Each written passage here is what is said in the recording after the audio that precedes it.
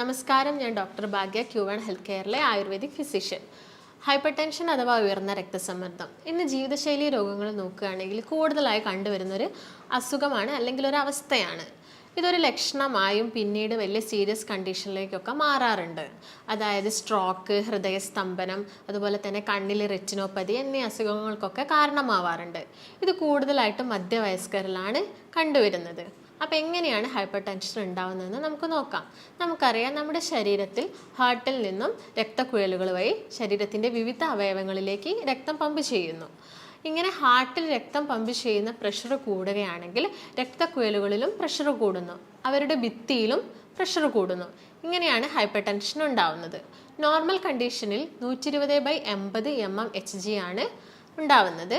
അത് ഹൈപ്പർ ടെൻസീവ് ആവുന്ന അവസ്ഥയിൽ 140/90 അല്ലെങ്കിൽ അതിൽ കൂടുതലോ ആവുന്നു. ഇനി ഏതൊക്കെ തരം ഹൈപ്പർ ടെൻഷൻ ഉണ്ടെന്ന് നമുക്ക് നോക്കാം. പ്രൈമറി ഹൈപ്പർ ടെൻഷൻ അഥവാ എസെൻഷ്യൽ ഹൈപ്പർ ടെൻഷൻ, ഇത് കൂടുതലും പ്രായമായവരിലാണ് കണ്ടുവരുന്നത്. ഇത് നമ്മൾക്ക് മനസ്സിലാവാറ് പോലുമില്ല നമ്മുടെ ശരീരത്തിൽ ഹൈപ്പർ ടെൻഷൻ ഉണ്ട് എന്നുള്ളത്. നമ്മളിപ്പോൾ വേറെ എന്തെങ്കിലും ആവശ്യത്തിന് ഡോക്ടറെ അടുത്ത് പോകുന്ന സമയത്തായിരിക്കാം ഹൈപ്പർ ടെൻഷനാണ് അല്ലെങ്കിൽ ബ്ലഡ് പ്രഷർ ഉണ്ട് എന്നൊക്കെ മനസ്സിലാവുന്നത്. ഇതുമൂലം വലിയ ഫിസിക്കലായിട്ടോ അല്ലെങ്കിൽ മെൻ്റൽ ആയിട്ടോ വലിയ അസുഖങ്ങളൊന്നും ഉണ്ടാക്കുന്നില്ല. അതുകൊണ്ട് ഇതിനെ നമ്മൾ എസെൻഷ്യൽ ഹൈപ്പർ ടെൻഷൻ എന്നാണ് പറയുന്നത്. പിന്നുള്ളത് സെക്കൻഡറി ഹൈപ്പർ ടെൻഷൻ. അതായത് സെക്കൻഡറി എന്ന് പറയുമ്പോൾ സെക്കൻഡറി ആയിട്ട് ഏതെങ്കിലും അസുഖത്തിനോടനുബന്ധിച്ച് വരുന്ന ഹൈപ്പർ ടെൻഷനാണ്.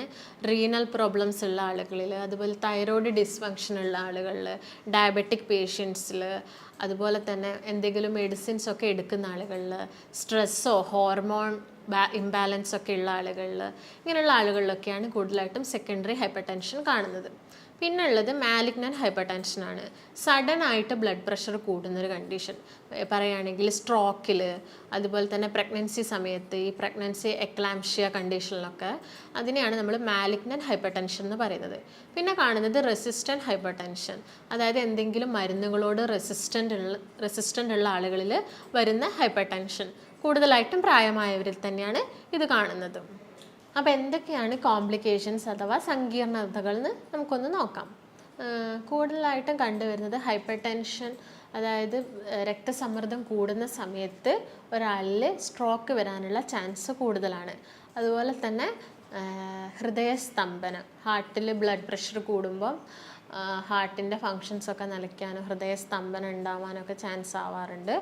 അതുപോലെ തന്നെ വരുന്നതാണ് കണ്ണിലെ അസുഖങ്ങൾ. കണ്ണിൽ പ്രഷർ വേരിയേഷൻ വരുമ്പോഴും, അതുപോലെ കണ്ണിലെ റെറ്റിനോപ്പതി, ഇങ്ങനെയുള്ള അസുഖങ്ങളൊക്കെ ഹൈപ്പർ ടെൻഷൻ മൂലം ആളുകളിൽ കണ്ടുവരാറുണ്ട്. ഇനി എന്തൊക്കെ ഭക്ഷണങ്ങൾ നമ്മൾ അവോയ്ഡ് ചെയ്യണം അത് നോക്കാം. കൂടുതലായിട്ട് നമുക്കറിയാം, ഉപ്പ് അടങ്ങിയ ഭക്ഷണങ്ങൾ നമ്മൾ കൂടുതലായിട്ട് കഴിക്കുമ്പോഴാണ് ഹൈപ്പർ ടെൻഷൻ ഉണ്ടാവുന്നത്.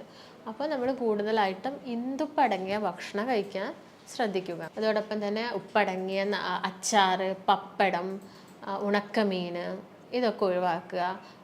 ഫ്രൈഡ് ഐറ്റംസ് ഒഴിവാക്കുക. ഓയിലി ഫുഡ് ഒഴിവാക്കുക. അതുപോലെ തന്നെ ജങ്ക് ഫുഡ്, ഫാസ്റ്റ് ഫുഡ് ഇതൊക്കെ മാക്സിമം ഒഴിവാക്കാൻ നോക്കുക. ഇതോടൊപ്പം ധാരാളം വെള്ളം കുടിക്കുക. പിന്നെ ഇലക്കറികളും പച്ചക്കറികളൊക്കെ കൂടുതലായിട്ട് കഴിക്കാൻ നോക്കുക. ധാന്യങ്ങൾ കൂടുതലായിട്ട് ഉൾപ്പെടുത്തുക. ഇത്രയും കാര്യങ്ങളൊക്കെ ശ്രദ്ധിക്കുകയാണെങ്കിൽ ഹൈപ്പർ ടെൻഷൻ നമുക്ക് കുറയ്ക്കാൻ പറ്റും. ഭക്ഷണത്തിലൂടെ നമുക്ക് ഹൈപ്പർ ടെൻഷൻ കുറയ്ക്കാൻ പറ്റും.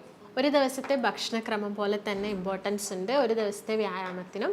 അപ്പോൾ നമ്മൾ ഒരു ദിവസം ഡെയിലി 45 മിനിറ്റ്സ് മുതൽ 1 അവർ വരെ എക്സസൈസ് ചെയ്യണം. അതുപോലെ തന്നെ സ്മോക്കിംഗ് ഉള്ള ആളുകളാണെങ്കിൽ അതൊക്കെ പൂർണ്ണമായിട്ട് ഒഴിവാക്കുക.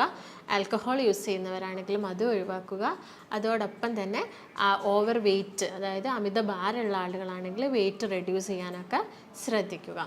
അപ്പോൾ ഇത്രയും കാര്യങ്ങൾ നമ്മൾ നോക്കുകയാണെങ്കിൽ ഹൈപ്പർ ടെൻഷൻ മൂലം ഉണ്ടാവുന്ന ലക്ഷണങ്ങൾ കുറയ്ക്കാനും പറ്റും. അതുപോലെ തന്നെ ഹൈപ്പർ ടെൻഷൻ വരുന്നത് നമുക്ക് തടയാനും പറ്റും.